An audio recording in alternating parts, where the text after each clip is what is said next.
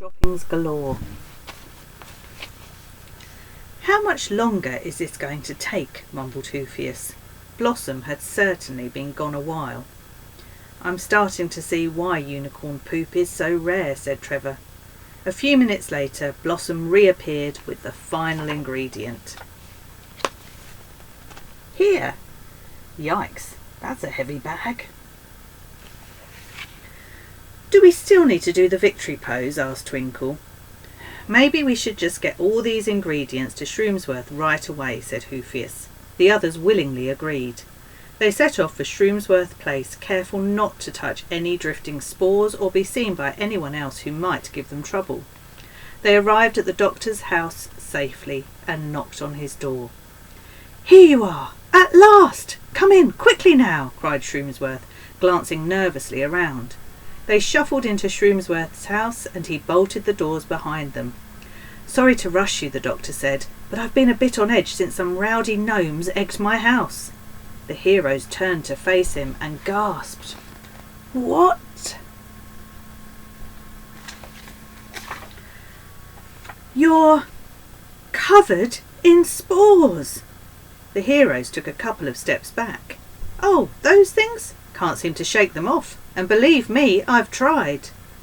"You're not feeling sick or going crazy?" asked Twinkle. Shroomsworth shook his head. "Nope, your trusted doctor is still of sound mind and stomach. Now, you have the ingredients, I hope?"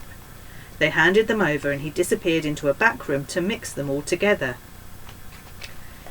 Needs more unicorn poop. The heroes waited with the rainbow dragon. Twinkle stroked her neck as she lay still, whimpering. After a while, Shroomsworth emerged with the antidote precariously balanced on his head. "Spray it all over the rainbow dragon's body," he said, "but be careful not to get any in the eyes. I don't need another lawsuit." Hoofius did as he was told, and they waited in anticipation. Her tail flicked out, and the rainbow dragon opened her eyes. Her wings stiffened and beat lightly. She cooed and raised herself up, wings beating faster as she took to the air. The rainbow dragon hovered above them as glitter danced off her wings and lightly dusted the room. They all watched in amazement for the 10 seconds where it looked like everything had gone to plan. And then she fell back to earth with a thud.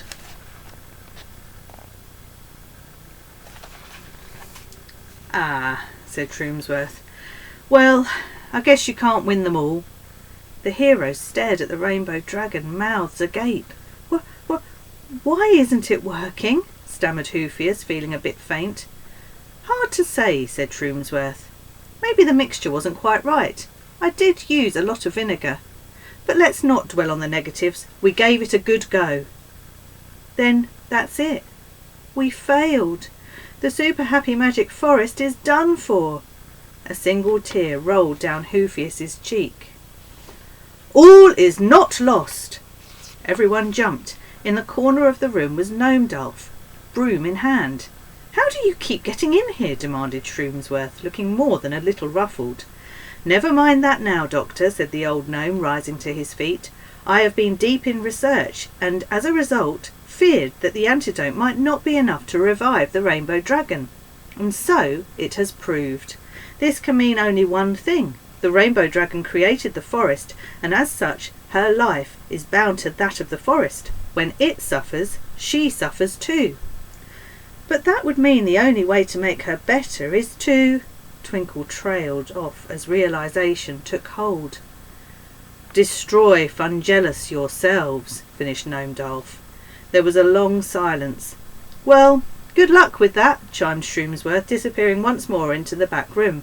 "Feel free to pop around afterwards for a complimentary check-up." The heroes trudged outside as the door was bolted tight behind them. And that's when they saw it.